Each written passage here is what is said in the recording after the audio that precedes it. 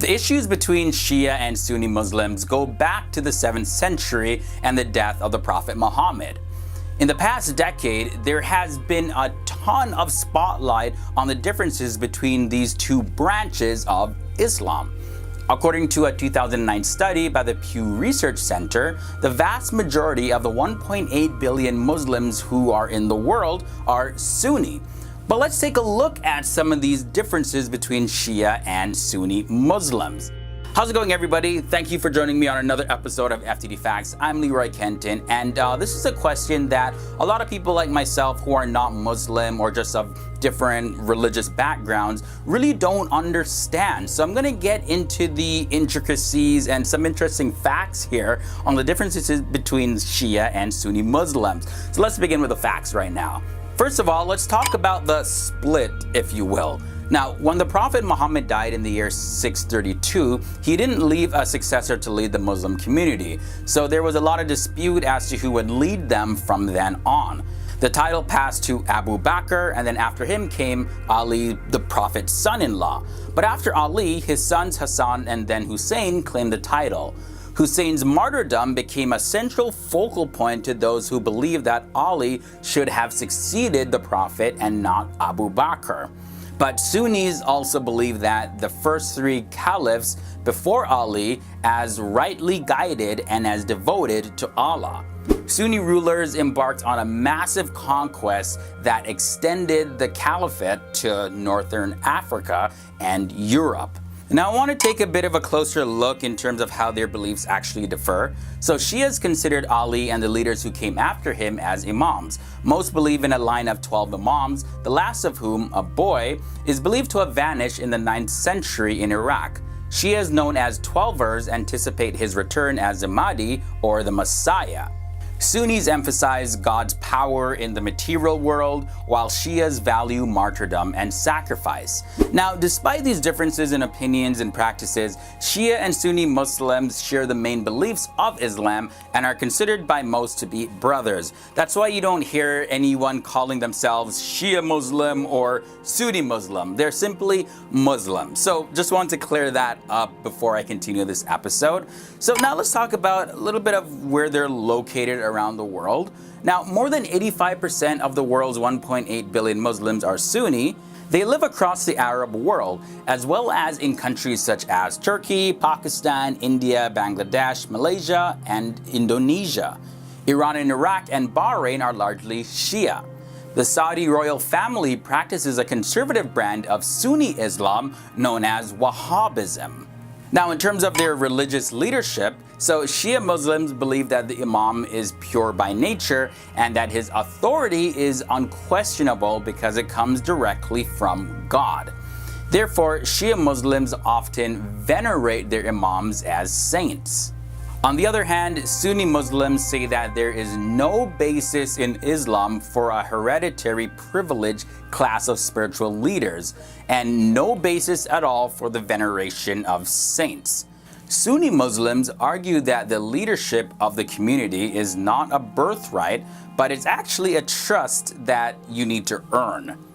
So Sunni and Shia Muslims follow the Quran, as well as the Prophet's hadiths or sayings, and the Sunnah, which are the customs. They also adhere to the 5 pillars of Islam. Now, in countries ruled by Sunnis, the Shias tend to be among the poorest of the population. They would often see themselves as being victims of discrimination and some form of oppression. But on the other hand, Sunni extremists often denounce Shia as heretics. But I'm not going to dive too much into that because it's a lot of opinions and speculation of what's really considered oppression and all that stuff. And I'm just going to leave that for people that want to debate that. But I want to move on now into a huge distinction, the Muharram as well as self-flagellation. So Muharram is the first month in the Islamic calendar, right? And the 10th day of Muharram is a day of Ashura. Now on the day of Ashura, some Shia Muslims march in parades across the streets and flog their own backs with whips or chains. This is to celebrate Hussein and his martyrdom.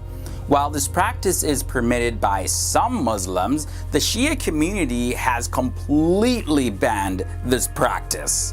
Another distinct belief is their belief in angels. So Shias believe that angels were created by God and they obey God's commands. They have limited free will, but they also have no desire to commit sins. And the Sunnis, on the other hand, believe that God created angels from light, and they believe that they do not have any free will whatsoever, and they always obey God's commands. Shias believe in taqiyya, which is to be able to deny faith under grave danger. So like if somebody's holding a gun to your head and they're saying denounce your faith, it's like, okay, yep, denounce your faith and you're not breaking anything in Islam.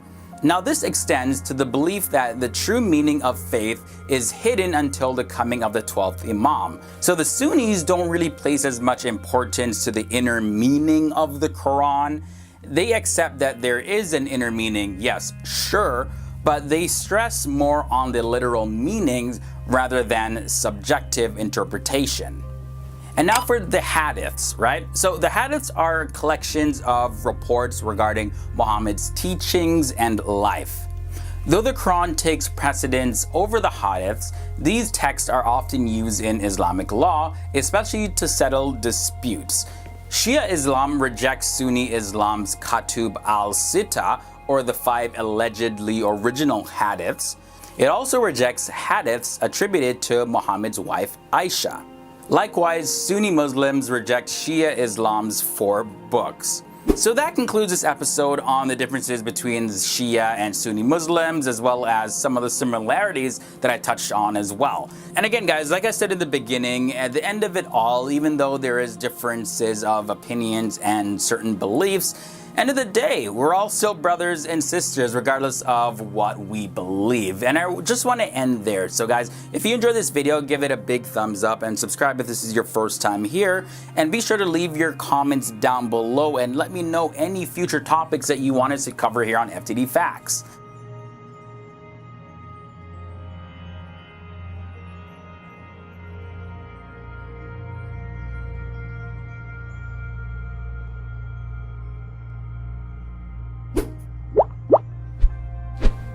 And guys, you've reached the end of another video, but before you go, I want to leave you with some video suggestions. Here's some more videos about the different religions that we've covered on this channel, as well as if you want to know any more interesting facts about the different parts of the world or anything in general, we have videos for that as well. So click on something right here and be sure to come back every Monday to Friday for new episodes. Thanks for watching, and I'll see you real soon.